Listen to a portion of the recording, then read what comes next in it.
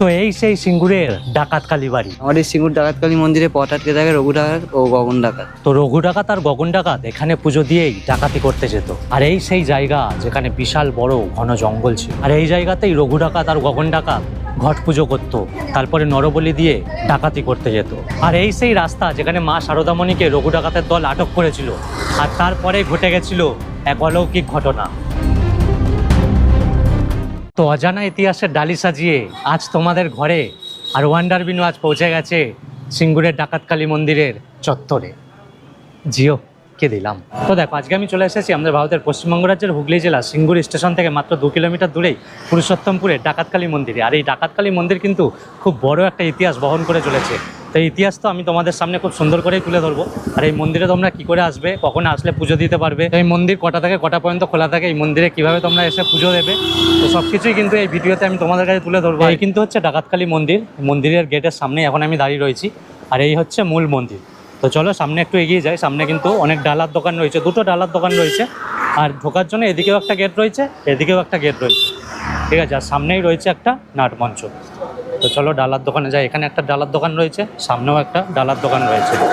মন্দিরের ঠিক সামনেই কিন্তু একটা শিব মন্দির রয়েছে। ভক্তরা যখন তারকেশ্বরে শিবের মাথায় জল ঢালতে যায় তখন এখানে বিশ্রাম নেয় কিছুক্ষণ, তারপরে আবার যায় তারকেশ্বরে বাবার মাথায় জল ঢালতে। যে এখানে কারা কারা বিশ্রাম নিয়েছো তারা কিন্তু অবশ্যই এই ভিডিওটাই কমেন্ট করে একবার জানিও আমাকে। তো চলো এই ডালার দোকানটায় দেখি কি কি এখানে পাওয়া যায়, পুজো দেওয়ার জন্য কি কি নিয়ম কানুন আছে। এখানে পুজো দেওয়ার জন্য মায়ের শাড়ি আছে, ডালা আছে, সন্দেশ, মিষ্টি, ধূপ, বাতি, আলতা, সিঁদুর সব রকমই পাওয়া যায়। এই ডালাগুলো কেমন দাম আছে? এই ডালাগুলো তোমার 101 টাকা আছে, 51 টাকা আছে, সব রকমই আছে। আপনি যেরকম নেবেন সেরকমই আছে। আপনি পুজো দেওয়ার কি নিয়ম কানুন আছে? কোনো কি নিয়ম কানুন আছে না ভক্তরা যেরকম ভাবে পুজো দেবে সেরকম? যেমন করে খুশি ভক্তদের ইচ্ছা মতো সব রকমই এখানে পাওয়া যায়। আচ্ছা আচ্ছা। 5 রকম ফল দিয়ে, মায়ের কাছে শাড়ি দিয়ে, ধূপ বাতি দিয়ে সব রকমই পাওয়া যায়। মানে এই শাড়ি মাকে পরানো হয়? হ্যাঁ, শাড়ি দিয়ে পুজো দিতে পারবে? হ্যাঁ। পুজো দিতে গেলে ভক্তরা কখন আসলে পুজো দিতে পারবে না যখন ইচ্ছা আসবে? ভক্তরা এলে আমাদের এখানে মন্দির ভোর 4:30 থেকে দুপুর 2টো অবধি থাকে খোলা। আর বিকেলবেলা 4টে থেকে রাত 10টা অবধি খোলা থাকে। ওই টাইমের মধ্যে আসতে ওই টাইমের মধ্যে আসতে হবে। আচ্ছা, একটা কথা বলে দিই, এখানে পুজো দেওয়ার জন্য যে 101 টাকারই ডালা নিতে হবে বা মানে এখান থেকে যেটা দেবে সেটাই নিতে হবে এরকম কোনো ব্যাপার নেই। তোমরা কিন্তু নিজের মনের মতো করে পুজো দিতে পারবে। 51 টাকারও ডালা রয়েছে, 20 টাকারও রয়েছে, 10 টাকারও রয়েছে, মানে এরমভাবে মানে তোমার যেরকম যদি একটা ধূপ ধুনো দিয়েও তুমি পুজো দাও সেটাও হবে। আর এখানে কিন্তু কোনো পান্ডা নেই, তুমি নিজেরাই মানে তোমরা নিজেরাই এসে পুজো দিতে পারবে। আর এখানে দেখো এই যে ভেতরে রয়েছে 51 টাকার ডালাগুলো, বা তোমরা যেরম ডালা চাইছো সেরম ডালা ওরা সাজিয়ে দিয়ে দেবে, ঠিক আছে। এই হচ্ছে মন্দির সামনে। আর এই সামনে মন্দিরের সামনেই এই ডালার দোকানটা ছিল। এই ডালার দোকানটা আমি তোমাদেরকে দেখালাম। আর মন্দির চত্বরটা কিন্তু খুবই সুন্দর। আর সামনেই এই যে শিবের মন্দির রয়েছে। চলো আস্তে আস্তে এগিয়ে যাই। এখানেও দেখো লেখা রয়েছে ডাকাতকালী মন্দির উন্নয়ন কমিটি।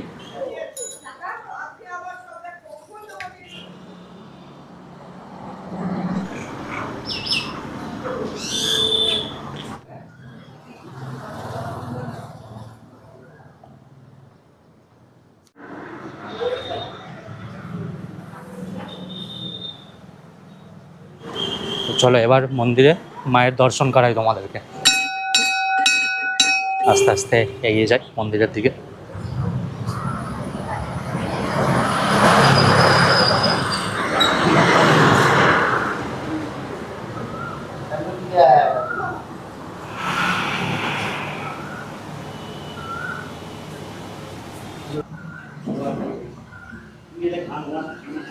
মায়ের একটা তুলে নাও, একটা পাঠিয়ে দেবো।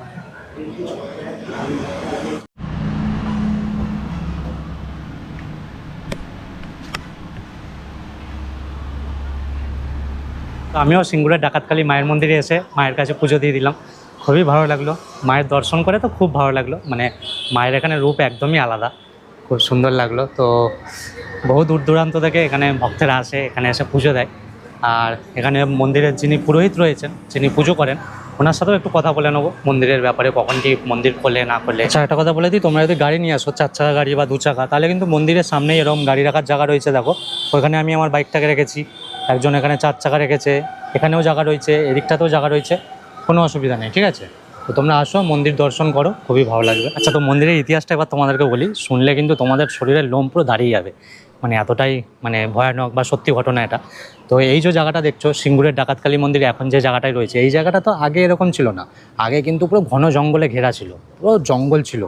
তো এখানে রঘু ডাকাত আর গগন ডাকাতের বাস ছিল, তারা ডাকাতি করতে যেত এখানে থেকেই। তো এই যে মন্দিরটা দেখছো এখন, তো এই মন্দিরটা আগে এরকম মন্দির ছিল না। আগে একটা কুড়েঘর মতো ছিল, আর কুড়েঘরের মধ্যে একটা ঘটকে রেখে রঘু ডাকাত আর গগন ডাকাত তাই ঘটকে পুজো করে নরবলি দিয়ে ডাকাতি করতে যেত, ঠিক আছে। তো রঘু ডাকাত গগন ডাকাত এমনি ভালো ছিল, মানে গরিবদের লুটতো না। বড় লোক, যারা বড় লোক রয়েছে, ধন সম্পত্তি প্রচুর, তাদেরকে লুটতো। ডাকাতি করতে যাওয়ার আগে তো জানান দিয়ে দিত, কোনো চিঠি পাঠিয়ে দিত আগে থেকেই, বা একটা পদ্মফুল পাঠিয়ে দিত যে আমরা আসছি ডাকাতি করতে, তোমার যা করার করে নাও, আমরা ডাকাতি করেই ছাড়বো, ঠিক আছে। তো যাই হোক, মেন গল্পে এবার আসি। তো এই সিঙ্গুরের ডাকাতকালী মন্দির এখানে কীভাবে সৃষ্টি হলো। তো দক্ষিণেশ্বরের অসুস্থ শ্রীরামকৃষ্ণদেবকে দেখার জন্য মা শারদামণি কামারপুকুর থেকে পায়ে হেঁটে রওনা দেয়। তো এবার স্বাভাবিক, পায়ে হেঁটে যেহেতু রওনা দিচ্ছে বা রওনা দিয়েছে, তো মানে অনেকটা সময় লাগে। মোটামুটি এই জায়গায় যখন মা শারদামণি এসে পৌঁছায়, ঠিক আছে, এই রাস্তাতেই যেতে হতো তাকে দক্ষিণেশ্বরে, মানে শ্রীরামকৃষ্ণদেবকে দেখতে যাওয়ার জন্য। তো যখন এইখানে এসে পৌঁছায় তখন মোটামুটি সন্ধে হয়ে যায়। আর শারদামণির সাথে যারা মানে সাথী ছিল, আরও 1-2 জন ছিল, তারা একটু এগিয়ে যায়। আর মা শারদামণি এই জায়গাতেই, মানে এই জায়গাটা থেকেই যায় আর কি, এই রাস্তাতেই। তো তখন রঘু ডাকাতের দল আর রঘু ডাকাত তাকে ঘেরাও করে, মানে আটক করে, মানে আর বলে যে তোমার কাছে যা আছে দিয়ে দাও ডাকাতির জন্য, ঠিক আছে। তো তারপরেই ঘটে যায় এক অলৌকিক ঘটনা। রঘু ডাকাত মা শারদামণির মধ্যে মানে মা কালীকে দেখতে পায়। তো রঘু ডাকাত নিজের ভুল বুঝতে পারে, আর হাতে যে লাঠিটা ছিল তখন হাত দিয়ে পড়ে যায়, আর ভক্তির সাথে শ্রদ্ধার সাথে মা শারদামণিকে প্রণাম করে তখন, আর নিজের ডেরাতে নিয়ে যায়। আর ডেরাতেই রাতে থাকে। তখন সেই রাতে কিন্তু মা শারদামণিকে চাল কলাই ভাজা খেতে দেওয়া হয়। শারদামণি কিন্তু সেদিন রাতে রঘু ডাকাতের ডেরাতেই ছিল। তো তারপরের দিন সকালবেলায় রঘু ডাকাত আর রঘু ডাকাতের দলবল সসম্মানের সাথে মানে মা শারদামণিকে দক্ষিণেশ্বরে দিয়ে আসে। তো রঘু ডাকাত আর রঘু ডাকাতের দলবল তখন ফিরে এসে ডাকাতি ছেড়ে দেয়, আর এইখানে মা কালীকে প্রতিষ্ঠা করে। তো তারও অনেক বছর পরে পূর্ব বর্ধমানের রাজা আর এখানকার স্থানীয় মানুষদের সহযোগিতায় কিন্তু এই মন্দির এখানে গড়ে ওঠে। যখন এই মন্দিরটা গড়ে ওঠে, তারপর থেকে কিন্তু এখানে এই যে পুরুষোত্তমপুর বা আরও কিছু এই আশেপাশের গ্রাম দ্বিতীয় আর কালী মন্দির বানায়নি। আর বাড়িতে কোনো কালী ঠাকুরের ক্যালেন্ডারও রাখে। তারা মনে করে এই ডাকাত কালী ঠাকুরই কিন্তু তাদের রক্ষাকর্তা, সেই জন্য অন্য কোনো ঠাকুরের ছবি কিন্তু ঘরে লাগানো নেই, ঠিক আছে। আর অন্য কোনো কালী মন্দিরও আর বানানো হয়নি। তো এই ছিল মন্দিরের ইতিহাস। মন্দিরটা, তো এই মন্দিরের ইতিহাস তোমাদের কেমন লাগলো? আমি আমার মতো করে বললাম, হয়তো অতটা গুছিয়ে বলতে পারলাম না। তো তোমরা একটু যদি ভুলভ্রান্তি হয় অবশ্যই সেটা জানিও কমেন্ট করে। আর যদি ঠিকঠাক বলি তাহলে কিন্তু কমেন্টে লিখবে যে হ্যাঁ দাদা একদম ঠিক আছে। যদি কোনো ভুল বলি বা কিছু বাকি রয়ে যায় সেটা তোমরা কমেন্টে কিন্তু অবশ্যই লিখবে। আর এই ভিডিওটাকে কোথা থেকে দেখছো, মানে এই সিঙ্গুর থেকে বা আশেপাশের কোনো গ্রাম থেকে বা এই হুগলি জেলা থেকে, অবশ্যই কিন্তু কমেন্ট করে জানাবে। আর এই মন্দিরে তোমরা কবে আসছো সেটাও অবশ্যই জানাবে। চলো এবার পুরোহিতের সাথে একটু কথা বলে নিই। এই মন্দির কখন খোলে এখানে? এই মন্দির ভোর 4টের সময় মঙ্গল আরতি করা হয়, তারপর থেকে খোলা থাকে। 9টার সময় একবার স্নান করতে যায় ঠাকুরমশাইরা, আবার মন্দির খুলে দেওয়া হয়। আচ্ছা, একটা সারাদিনই খোলা থাকে? একটু বন্ধ থাকে। আর মন্দিরের যদি কিছু ইতিহাস আপনি যদি কিছু বলেন। দেখুন, এই মন্দিরটা হচ্ছে আমাদের সিঙ্গুরের ডাকাতকালী মন্দির, ঠিক আছে। এখানে অসুস্থ রামকৃষ্ণকে সারদামা বাঁচানোর জন্য সেই জল ঢালতে গেছিলো, কামারপুকুরে দক্ষিণেশ্বর থেকে কামারপুকুর যাচ্ছিল। আর আমাদের সিঙ্গুর ডাকাতকালী মন্দিরে পথ আটকে থাকে রঘু ডাকাত ও গগন ডাকাত। সেদিন থেকেই মন্দিরের নাম হচ্ছে, ভুল বুঝতে পেরে মায়ের কাছে ক্ষমা চেয়ে নিয়েছিল, সে সামনে সেই গাছের সামনে ধরে রেখেছিল, ঠিক আছে। সেদিন থেকে পুরুষোত্তমপুর সিংহ ডাকাতকালী মন্দির নাম হয়েছিল। রাত্রিবেলা মাকে চাল কড়াই ভাজা খেতে দিয়েছিল সারদা মাকে। সেদিন থেকে আমাদের মায়ের মেন ভোগ চাল কড়াই ও কারণ। মা তো এখানে খুব জাগ্রত, বহু দূর দূরান্ত। হ্যাঁ, বহু দূর দূর থেকে সবাই পুজো দিতে আসে। পুজো দেওয়ার এখানে নিয়ম কানুন কি আছে? সবাই বাড়ি থেকেও প্রসাদ নিয়ে আসতে পারে, এখানেও কেনাকাটি করতে পারে।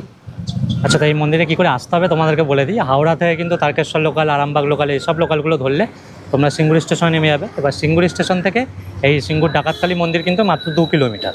তো ওখান থেকে তোমরা টোটো পেয়ে যাবে। টোটো করে বলবে যে সিঙ্গুর ডাকাতকালী মন্দির যাবো, যে মন্দিরের একদম গেটে নামিয়ে দেবে, ঠিক আছে। এই হচ্ছে রোড, এই সেই ঐতিহাসিক রাস্তা যেখানে মা শারদামণিকে রঘু ডাকাতের দলবল ঘিরে ধরেছিল। সত্যি এরকম একটা ঐতিহাসিক জায়গায় দাঁড়িয়ে রয়েছে, ওইরকম একটা ঐতিহাসিক জায়গা সাক্ষী হলাম। বহুদিন ধরে ভাবছিলাম যে সিঙ্গুরের ডাকাতকালী মন্দিরে আসবো, অনেকেই আমাকে বলেছিল আসতে, তো আসা আর হচ্ছিল না। আজকে আসতে পেরে এই ঐতিহাসিক জায়গা, সেই আগেকার দিনের সেই জায়গার সাক্ষী হতে পেরে খুবই ভালো লাগলো। আর মাকে দর্শন করে তো মন ভরে গেল, মায়ের কাছে এসে পুজোও দেওয়া হয়ে গেল। তো খুবই ভালো লাগলো। এই ভিডিওটা তোমাদের কেমন লাগলো অবশ্যই কিন্তু জানিও, আর কে কোথা থেকে ভিডিওটা দেখছো অবশ্যই কমেন্ট করে আমাকে জানাবে। তো চলো এই ভিডিওটা এখানেই শেষ করছি। তোমাদের যদি আরও কিছু জানার থাকে অবশ্যই কমেন্ট করবে। দেখা হচ্ছে তোমাদের সাথে অন্য কোনো ভিডিওতে, অন্য কোনো জায়গায়। চলো টাটা।